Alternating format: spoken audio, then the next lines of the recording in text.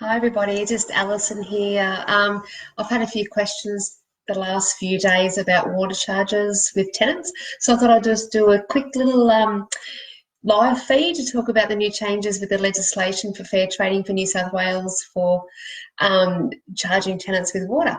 As of the 23rd of March 2020, we have had a few changes. So in the previous, you still had to have water efficiency. So just for example, you're going to a spout, the kitchen and the bathroom, and you put your finger on the spout and there's a bit of a grate.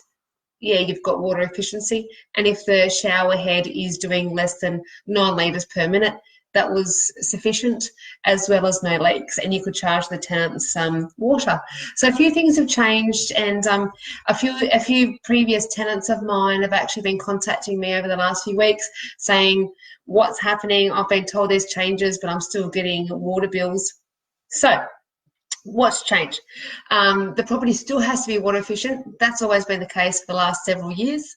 It changed about 3 or 4 years ago, I think it was. I was in property management at the time, but it's been in the last few years where your water safety devices have to be in. You've got to make sure there's no leaks, and at the ingoing report, you're obviously taking evidence of the ingoing water meter reading. Okay, so with the changes since the 23rd of March 2020, they still have to be efficient. Definitely.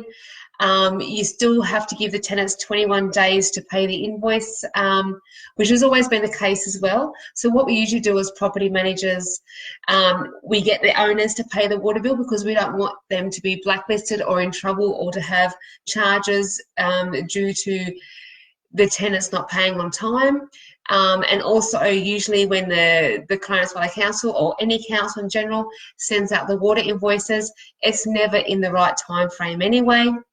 So that's why we have, oh, my little cat's meowing, sorry. So when we get the water invoice from the Clarence Valley Council or any council, like I said, in New South Wales, we pay for that out of the agency, out of the rent monies, and then we send that to the tenants, and then they have 21 days to reimburse us. And then we give that money back to the landlords. The landlords are never out of pocket, but we just make sure that they're paid for first. Okay, so that's what we do. We've always done that. It's always been the case. Also, the legislation that's always been the same thing is that you can't go back more than 3 months when it comes to giving an invoice to the tenants. So if you're a landlord out there that goes, oh crap, I've forgotten, I've got a year's worth of water bills, can't happen. It has to be within the 3 months of the bill invoiced, not when the reading was done, because some councils are a few months behind. For example, they've done the reading in February, but you don't get the bill till July.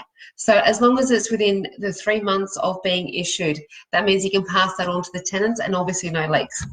Okay, so what has been changed is, there's a lot. God, the dual flushes, 2025, you have to have a dual flush toilet. So if you're looking to have a toilet replaced, please do a dual flush toilet. Otherwise, you can't charge the tenants any water bills. The one major thing that has changed is the sub water meters. You can't charge the tenants that now since the 23rd of March 2020. So previously, what we used to do as property managers, we used to take a picture of the water meter that was, say, for example, a property that has one correct water meter that the council reads, and then they say there's say 3 or 4 or 5 water meters, like townhouses. They have their own sub water meter. A property manager would go read that and go, okay, so this time 3 months ago, it was say 3,205, the water meter reading. And then we do another water meter reading about 3 months later, and it's gone up, say, 100 kilolitres. And then you charge $2.45, which is what the Grafton Council is, per litre. And then you would give a copy of that. Then you make up your own invoice with a copy of the photo, because you're meant to have evidence. Sorry, and that's what you do, and you charge the tenants. So the new legislation changed from the 23rd of March. Let's make that clear, because I've had a few tenants call me in the last few weeks. You cannot charge, legally, you cannot charge a tenant water if there is a sub meter. So the new legislation is stating with fair trading since the 23rd of March 2020 that they have to be given a copy of the rates note, the water notice, for that water meter. Which means if you're a landlord that has sub water meters, if you want to charge the tenant, you're going to have to put a proper water meter in, or have the council read those water meters. So that does happen. I've seen, because I've been doing it for 10 years and I've had a lot of rentals. So I have seen where you've got the correct 1 meter reading, and then on the back they'll have unit 1, 2, 3, 4, 5 with the meter number, with the meter reading. That's okay, because they're still individually reading those meters. So as long as the council is reading those meters and it has exactly what the tenant has used, then you can charge, legally you can charge with fair trading what the water is for the tenants. So that is a huge change. We sold a property the other day with Arthur Street, and the acting agent still thought that you could charge for the water.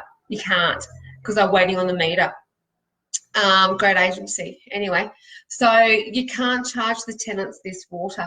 So I've had a few phone calls, and they're going, well, what do we do? What do we do? Well, when the rent is meant to be going up, incorporate it. Give them a rent increase, whatever you can do as a landlord, or get another water meter put in. But if you do have those other little single water meters, why don't you speak to the council and ask if they can actually read those different water meters as well, because they can.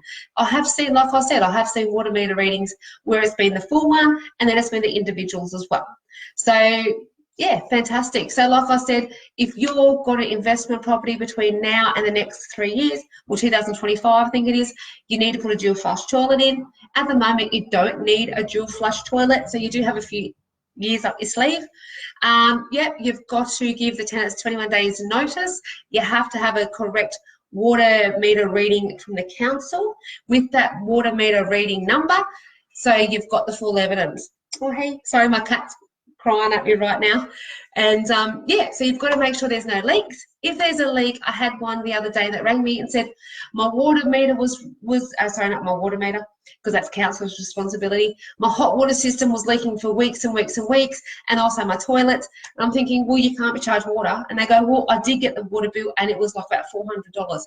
That's not the case. If you let your property manager or your private landlord know that there is a water leak, and if they don't fix it, well, good luck to them trying to win tribunal that they have to charge you water.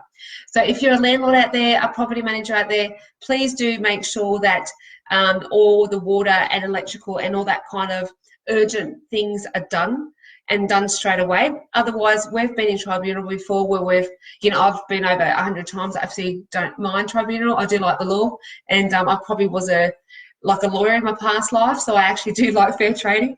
And do like going to tribunal, but I haven't lost. But the ones that I have lost is because I wanted to lose to make sure that these things were done correctly, which means you can't stuff tenants around, you can't stuff properties around. Have to have the leaks done, have to have the leaks fixed. And yeah, fantastic. If you do have any questions, like I said, we're getting phone calls every week from previous tenants. I've been doing this for over 10 years now, property management, with a previous property management place in Grafton. Without saying names, I had over 400 rentals just in my own portfolio. So I've been doing it for a very, very long time. I've been employed by a few other agencies to run the rent roll and run the property management team. So I know the fair trading legislation by the back of my hands. So if you have any questions, please let me know. But if there is a sub water meter, you cannot charge tenants unless the council is reading that. Fantastic. Okay, have a great day. Had to do it because I've had so many phone calls, and let's just make it clear. All right, thanks guys. See you later. Bye.